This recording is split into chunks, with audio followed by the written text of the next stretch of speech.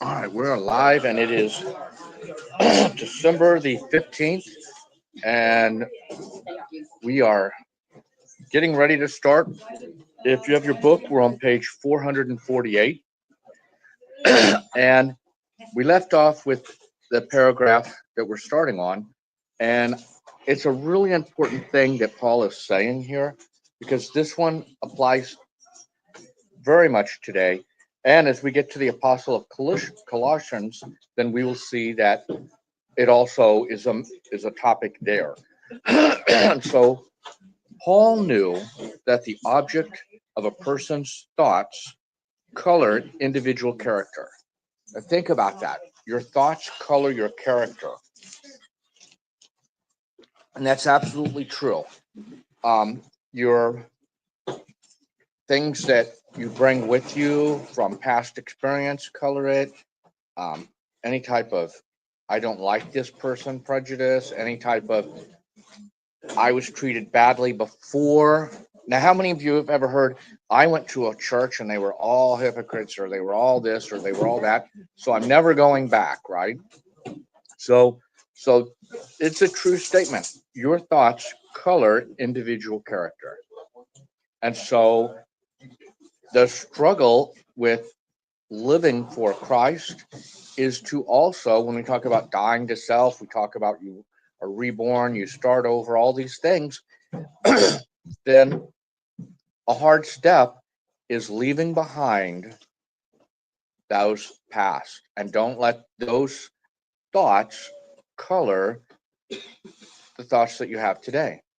And so he urged the Philippians to have noble, pure, and praiseworthy ideas as food for their thoughts. And so it's easy to focus on bad things, right? We have the economy, we have, the job market. Are we going to lose a job? Are we going to do all these things? Then we have, even if we're doing okay, then you have people that you know, family and friends that aren't doing okay. And then they color your thoughts either with the fact that they're going to have a problem, or, you know, why don't they do this, which is your happy idea, and then maybe they'll avoid it, right? So our whole life is filled with these thoughts, right, that color our individual character. And so, and that's where we keep seeing this overall love come up, love, forgiveness. Those are things that are easy to talk about, hard to put into practice, right? So that's when we'll definitely see that in Colossians. So that's what he urged them. And then he said, and then we move on. On more than one occasion, the Philippians sent financial support to Paul. We see that in 4:16. The support lapsed for a while, but the Philippians had renewed their support, and we see that in 4:10. Paul rejoiced in their generosity. Now, his rejoicing is is multifaceted. One is not merely because he had received the gift. Yes, the gift absolutely helped, right? When you donate to a missionary, that gift helps. That is what is supporting them. That is what allows them to continue to work for um, the area that they're trying to establish a church, rather than shift focus and try and get a full-time job, right? Because we all know with a full-time job, there's not a lot of other time left, right? And then with a full-time job, then you have priorities that would conflict with being a missionary. With so Paul does truly uh, he received their gift and rejoiced in it, right? Also, now this is something. Now we have opportunities to serve God, right? And so just like in a church family, everyone should have a gift that is needed in the church, right? But everyone doesn't get the same gift. Well, just generosity is also a way of supporting God's outreach to people through a person. And so it said, but also because God would notice their generosity and credit it to their account. And so that church and giving was immediately helping Paul in a physical condition, right? It provided money to buy food, place to stay, all of these necessities that life has. But it also, he was happy because they were involved in God's work, and their involvement, just like us. How many of us can, like, we have a rotation, and David, it's your turn to spend a year in Peru, right? And then next year it will be somebody else's. And so, but we can't do that, right? We can't do that and have a job, and we have young kids, or we're helping, or so there's all these things. So although we as a group cannot all work in Peru, we can enable someone to work in Peru. And in being part of his ministry in Peru, we have a part of that ministry, right? We don't have the working part, but we are able to help support him in that work. So the same thing happens today. Like I said, we do that in Peru, but it also happened there. When we go to West Virginia, right, go for a week, that gives you both an opportunity to be generous in time and money.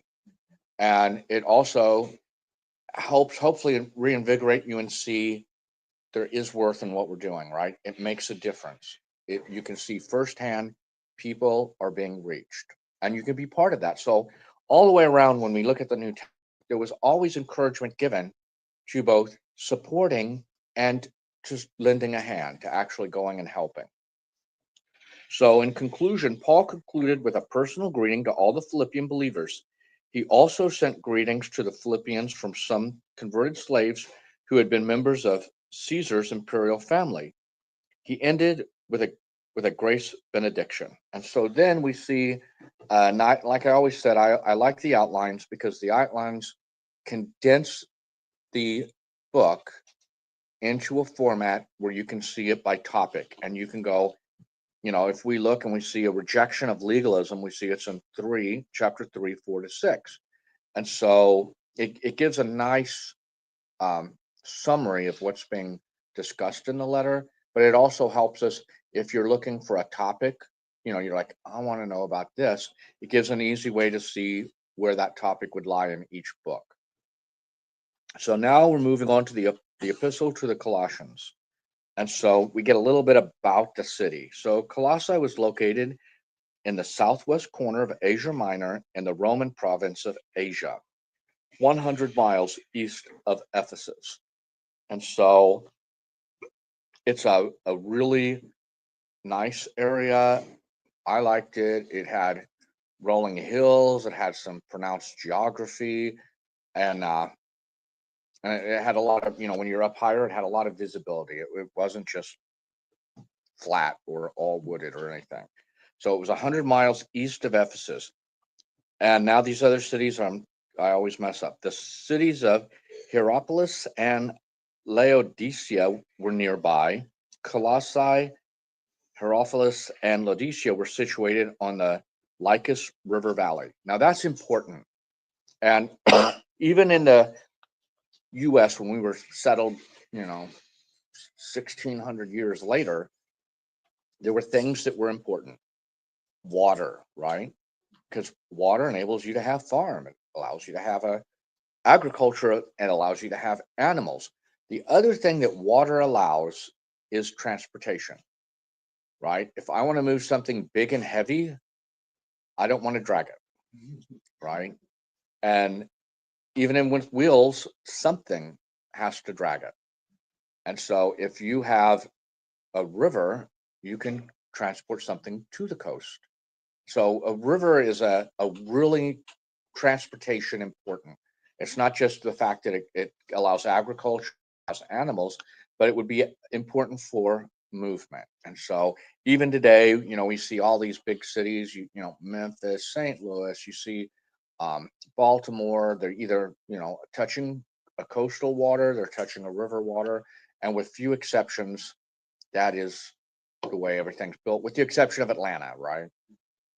You're not taking a river to Atlanta, you're not, but Atlanta grew because of geographic proximity to connect other cities. But rivers were important. An important road reaching eastward from Ephesus passed through the region. So now we have a way for both foot traffic and we can use the river. Colossae has been a prominent city during the Greek period, but by Paul's time, much of its importance had faded.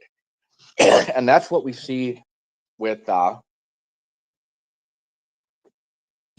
as a whole over time, right? At one time, the sun never set on the British Empire. Now, it's not the case. So as people spread out and economic centers change, then that affects it. So it also affected Colossae. Now I circled earthquakes. Earthquakes in the area had been detrimental to all cities in the region, but the neighboring cities had grown more in Roman times than Colossae had. So as you look at Turkey, I mean, they have some really big earthquakes every once in a while. And when they see those earthquakes, um, a lot of old buildings, what do you see happens to them? They just lay down flat, right? They just crumble. So if you had an earthquake in a city, no matter what time frame it is, and you lay it flat, then not only do you have all the people that suffered and maybe survived or maybe died, but it might be more problematic to rebuild than to just move the city. Because to rebuild, what do we do with all this rubble? Yeah, so that earthquakes were a problem. Colossae was the least important city to which Paul addressed a letter. So, but that's How is it the least important? I mean, by measuring its economic and its size, right? So it's not that the people weren't important. I was waiting for this. I was waiting. So yes, but so when measuring importance, right? Then contrasting Tallahassee with Ponce de Leon, and then we had to grade it like economic power and all these. We're going to come out with a bunch of. We're hoping for ones in each category, right? It's a score 1 to 10. Can we just get a couple of ones? So you're right. And that's how we tend to measure things, right? And so if we measure it in the value of people, every city is the same. When Gary and when the association was looking for a place to go, it was an unreached people group. That wasn't going to be a major metropolitan city because those people groups are reached. I'll be glad to go to Italy. I'll be glad to go to Lima because it's a thriving city. I'm not going to change my lifestyle at all. Could still go to a movie. Yes. Now you can go not very far outside of Lima, and you'll find dirt poor huts. And so the poverty line is not very far from the center of town. From the city, yeah. When you get out of the city, you could almost paint a line probably and go, that's it. And we went to Chilliwack. It's not a thriving metropolitan area. So if you're looking for unreached people groups, those, like you say, it depends on how you measure it. And so Paul is reaching these people, and they are not in, like in a really big important city, Right. But that doesn't devalue the importance of the people. And so if you look on page 450, you see on the coast of Turkey, you'll see Ephesus. And then looking inland, you can see the other three cities with Colossae being right there. So that I bring that up because that gives you a geography. What are we looking at? How far is it from Jerusalem? How far is it from Rome? So with that, so we get a little bit of where are they at. So when we talk about, when they talk about Asia Minor and that, it's really Turkey, right? And so that's how it's referred to. So there we see the province of Galatia over there, right? And we see, so we get an idea. It's nice to put a map to the travels. So Paul may have passed through the city during his travels, but nothing in the letter indicates that Paul founded the church in Colossae. Epaphras in 1:7 apparently founded the church. When Paul wrote Colossians, Epaphras was with him, but he continued to have great concern for the Colossian believers. Paul learned of the faith of his audience through a report in 1:4. They had not met him personally in 2:1. So now Paul is taking an opportunity he hears about a church and he wants to address some issues that they have. His desire is for growing churches.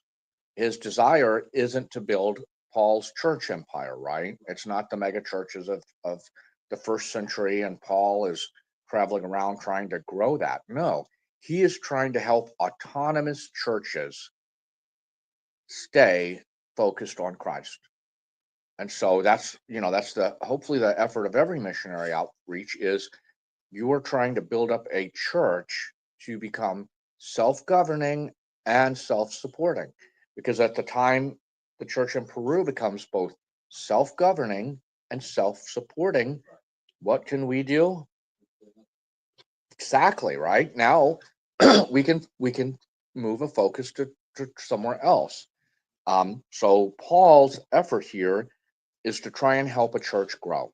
He wants them to be the best group of people within the church. He wants Christians that really show Christ to the people that they're running into every day, that the people that they're a witness to. Because every day, if people know you're a Christian, there's a scorecard probably. Every action that you do is measured against, well, they said they were a Christian, right? And so there's expectations. Do you get mad just like everybody else? I'm like, no, there's no difference.